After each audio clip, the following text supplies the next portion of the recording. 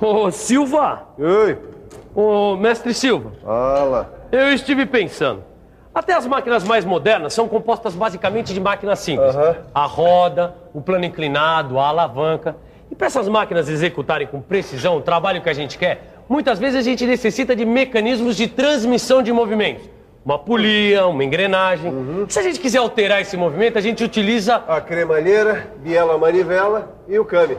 Esses são alguns dos mecanismos que a gente acrescenta à máquina. É essa máquina. Como é que ela se desenvolveu? É isso que você vai aprender na teleaula de hoje. Hoje você vai saber como o homem deixou de realizar trabalhos usando sua força muscular e passou a aproveitar a atração animal, a força da queda d'água e a energia do vento. Você vai ver o grande impacto que a máquina a vapor provocou no setor industrial e de transportes. E o emprego da eletricidade como fonte de energia, o que acabou culminando na automação das máquinas. E você tá a posto? Então vem com a gente que nossa teleaula está apenas começando. E nós vamos aproveitar que temos a tarde de folga para dar um pulo aqui num sítio do lado, para conhecer bem mais sobre as máquinas. Vamos lá?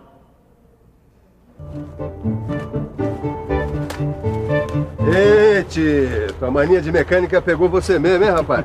Nem seu dia de folga você pensa em outro assunto? Ah, você que falou que aqui era o melhor lugar para se fazer um piquenique e para aprender sobre as máquinas. E por acaso o seu mestre velho de guerra já decepcionou você? É. É aí, seu Juca. Moendo milho aí pra criação, né? Fazendo o que era pros pintinhos. Ah. Tito, o homem percorreu um longo caminho até chegar à máquina CNC que você tanto adora. No começo, tudo era o uso da força muscular. Também era praticamente tudo manual. Os produtos eram feitos um a um. E a qualidade deles ficava na mão de quem? Dos artesãos. Tô certo, seu Juca? Certamente, Silva. A humanidade foi crescendo e foi crescendo também o consumo de produtos. O mundo passou a exigir uma produção cada vez mais rápida e cada vez em maior quantidade. O homem foi construindo máquinas mais complexas. Primeiro, começou a usar a força de elementos da natureza, diminuindo o seu trabalho muscular. Construiu máquinas a tração animal. Ao usar o moinho de tração animal, o homem percebeu que o trabalho poderia ser acelerado.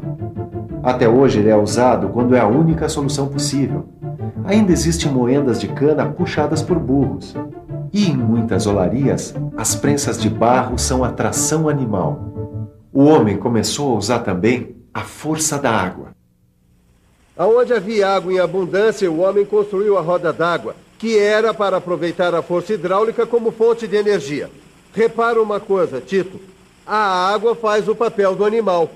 Ela cai sobre a roda com os pás e faz a roda girar. Ah, agora eu entendi. O homem foi aproveitando a energia natural do ambiente, dando soluções diferentes conforme as disponibilidades do lugar. Rapaz inteligente esse. E qual é a outra grande fonte de energia natural que o homem usa? Vamos pensar um pouco? Vamos pensar um pouco. Já falamos da água, da tração animal, está faltando... Ah, já sei! O vento. Em locais onde se venta muito, como na Holanda, se aproveita a força dos ventos. São os moinhos de ventos. A força do vento faz o trabalho do homem. Também é assim nos barcos a velas. Mais uma vez, a natureza a serviço do homem. No início, as máquinas eram feitas de madeira, mas o aumento da produção acabou provocando também um aperfeiçoamento dessas máquinas. Novos materiais passaram a ser empregados e também foram desenvolvidos novos processos de fabricação. Dá só uma olhada nesse torno antigo aqui. Ele tem partes em madeira e partes em ferro. O torno foi uma das primeiras e mais importantes máquinas utilizadas na fabricação de peças. Nos primeiros tornos, o movimento de rotação da máquina era gerado por pedais. A ferramenta ficava na mão do operador que dava forma ao produto. Pensando bem, não devia ser nada fácil ser torneiro mecânico naquela época. O cara tinha que ser uma fera. ter muita habilidade. Ele tinha que pedalar, segurar a ferramenta com uma mão e ainda dar forma ao produto. Eu, hein? Não era essa moleza que é hoje de vira a manivelinha aqui, aperta o botãozinho ali, o bicho pegava. Imagina um mecânico daquela época se visse um torno CNC. Com o decorrer do tempo e para facilitar a vida de todos nós, Tito, a ferramenta foi fixada à máquina, surgindo então a máquina-ferramenta. Que beleza, hein? Quer ver quantas máquinas-ferramentas surgiram?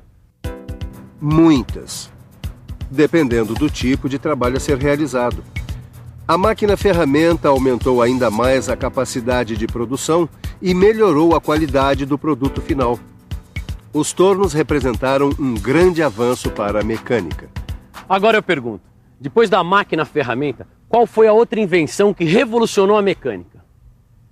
Depois da máquina-ferramenta, a invenção que deu grande impulso à indústria e aos transportes foi a máquina a vapor. Esse tipo de máquina foi projetada por James Watt. O vapor realizava o trabalho mecânico e substituía outras formas de energia. Com a máquina a vapor, surgiu a necessidade de se adotar uma unidade de potência. Foi então criado o cavalo-vapor, ou CV, unidade que é usada até hoje. Os engenheiros na época queriam saber quantos cavalos a máquina a vapor podia substituir. Convencionaram então que um cavalo era capaz de levar uma carga de 75 kg-força a 1 metro de altura em 1 segundo. Ou seja, um trabalho de 75 kg por segundo. O que se convencionou chamar de potência de 1 cavalo-vapor, ou ainda 1 CV. Com isso, foi possível medir, por comparação, a potência das máquinas a vapor da época. De lá para cá, as coisas evoluíram de vento em popa, ou melhor, de vapor em popa. A máquina a vapor exercia grande esforço mecânico. Suas peças trabalhavam a altas velocidades e pressões, por isso precisavam ser mais resistentes e mais bem acabadas. Foram desenvolvidos então novos componentes como tubos, bujões, cilindros e válvulas. Esses componentes resistiam melhor às condições de trabalho impostas pelas máquinas a vapor. Uma coisa puxa a outra. Veja só, o uso da máquina a vapor exigiu que seus componentes tivessem bom acabamento e dimensões mais exatas.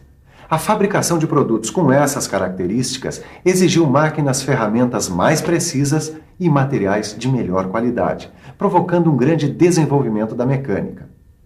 E o aperfeiçoamento das máquinas aumentou o rendimento e representou um fator importante na atividade industrial. Uma coisa puxa a outra. Durante muito tempo, quem puxava os vagões de carga e de passageiros era Maria Fumaça. Essa aqui foi construída em 1912 e ainda continua nativa, fazendo trajetos turísticos. Vamos dar uma olhada melhor e subir aqui na cabine. Olha só, aqui ficava o maquinista e daí ele dirigia o trem. E aqui o foguista, onde ele colocava lenha na fogueira, ou melhor, na fornalha, para manter a caldeira sempre fervendo e produzindo vapor. A Maria Fumaça é um bom exemplo de uma máquina a vapor para a qual foram desenvolvidos componentes bem resistentes que aguentassem o esforço que realizava. Ela tinha 1.200 cavalos de potência e chegava a alcançar uma velocidade de 90 km por hora. Eu nunca imaginei que a invenção da máquina a vapor fosse tão importante para o desenvolvimento da mecânica. E isso foi entre 1700 e 1800 lá na Inglaterra. Tito, sabe, eu sempre quis ser um Joseph Whitworth, o pioneiro no aperfeiçoamento das máquinas-ferramentas.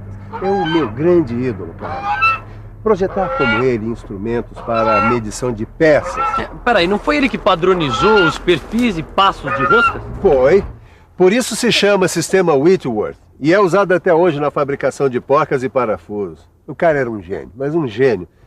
Antes dele, Tito, a mecânica era um caos. Os elementos das máquinas não eram normalizados. Então, uma peça que era feita numa oficina não se encaixava com outra que era feita em outro lugar.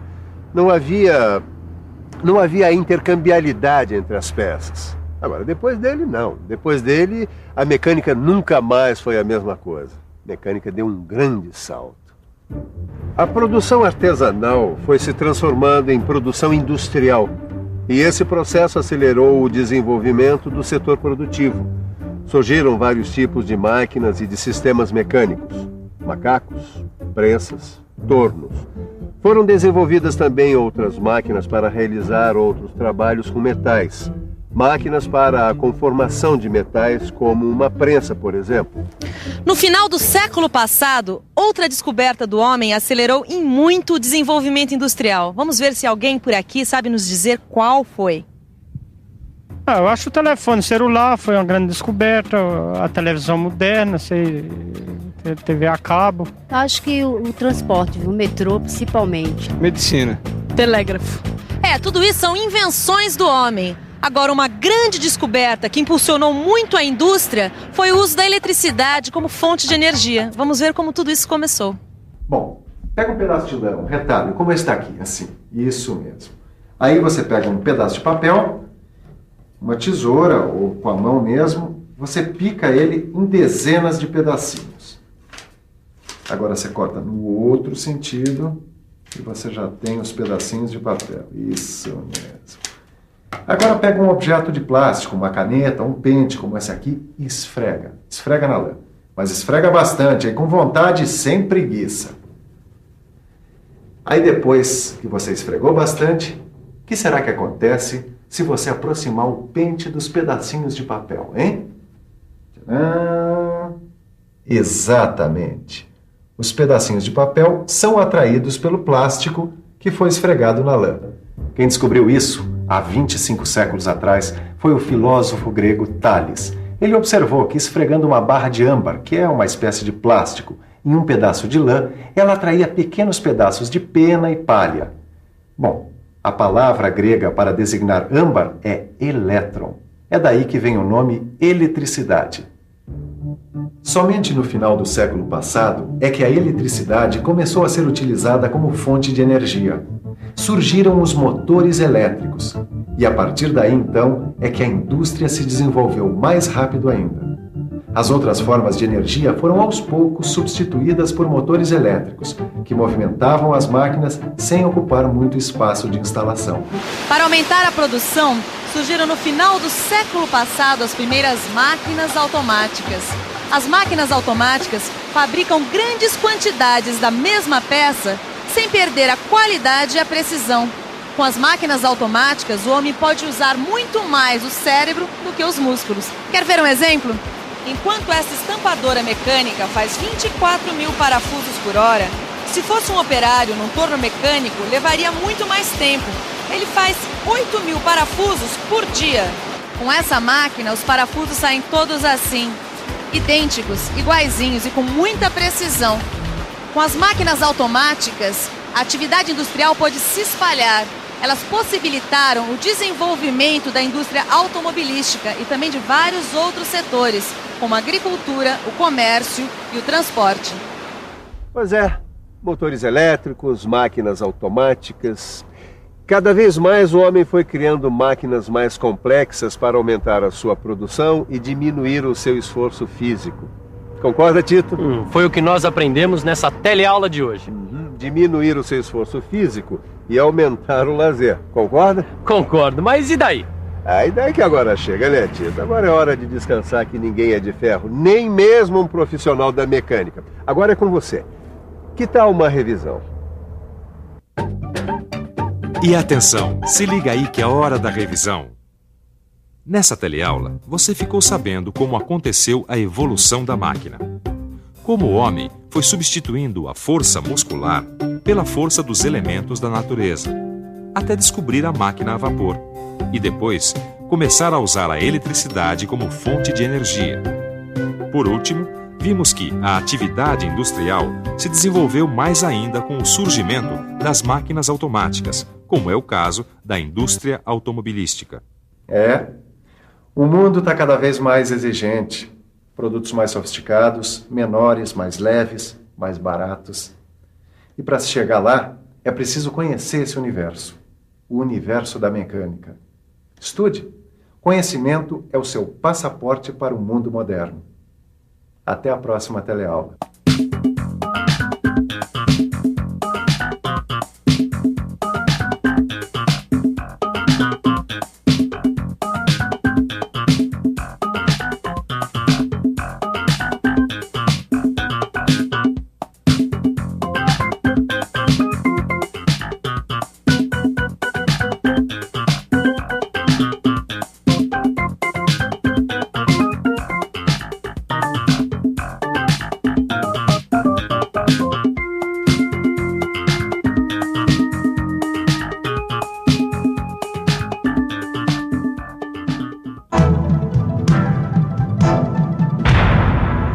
Telecurso 2000, um programa de educação do Sistema Fiesp e da Fundação Roberto Marinho.